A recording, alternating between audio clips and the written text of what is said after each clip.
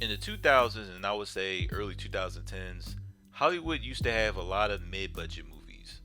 While you still have blockbusters like The Avengers and Avatar, in between those films, you have the mid-budget movies that would introduce us to a diverse type of setting. Most of the mid-budget movies were romantic comedies, and it was a way to introduce us to new filmmakers and potential movie stars. While you do still have romantic comedies, there are not enough black romantic comedies like there used to be. Think Like a Man, Hitch, Love Don't Cost a Thing, and most Queen Latifah movies were all fun black romantic movies that used to be out. Now it's harder to get these black romantic comedies out in theaters because of streaming, and executives don't want to do it. So there is a movie out this week called You, Me, and Tuscany that stars Halle Bailey and Reggie Jane Page. You want it. Is that rain? Oh my God. Okay. You can eat, pray, and love me, baby. Tuscany is getting a major push from Universal because Will Packer Productions, who are known for a lot of black movies like Ride Along, Straight Outta Compton, and Girls Trip, is doing the marketing. Halle Bailey is starring, and there has been a lot of discussions about how Tuscany will lead to more black filmmakers being able to tell their own stories. Nina Lee, who's an upcoming filmmaker, explained on Twitter that she met with a studio about buying her film, but they are not going to do it until they see You, Me, and Tuscany. So You, Me, and Tuscany is very important to not only be a solid movie and make money at the box office, but for black filmmakers like Nina Lee to get an opportunity to work with big studios.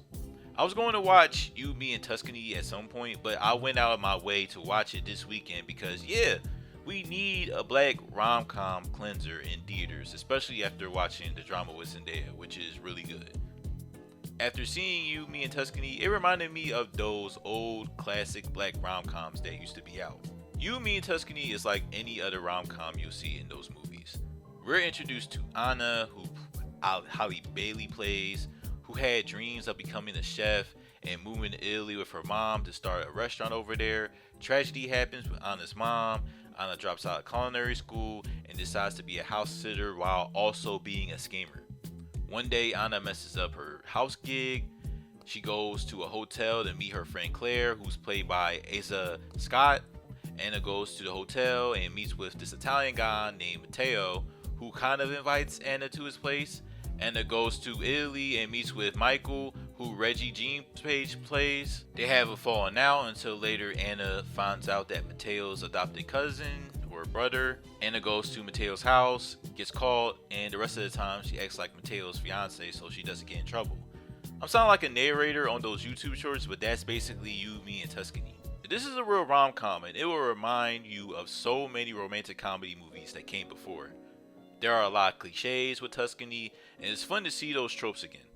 In all rom-coms, you have a person that is down on their luck, a main character that in any other movie would be looked at as a terrible person. This woman who just needs a chance to be successful in life, and is very goofy and whimsical, and her vibes save her from getting arrested or getting kidnapped.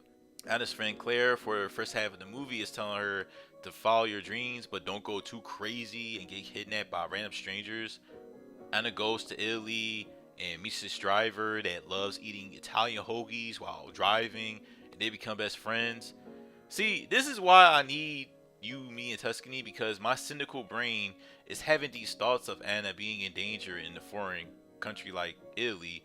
Also, this movie loves the song from Mario, Let Me Love You. They play it throughout the movie, and sometimes it's a vibe and sometimes you cringe, but it's sincere, so I was with it. Everybody was solid, including Renee Jean Page, but Halle Bailey makes you fall in love with her personality. Now let me just say what I told you about Anna so far. In the actions that are out of context, you would think Anna is terrible. How is she able to get away with scamming and sneaking to people's houses? But Halle just makes Anna easy to follow because Halle Bailey can have chemistry with anybody. Haley has chemistry with Renee.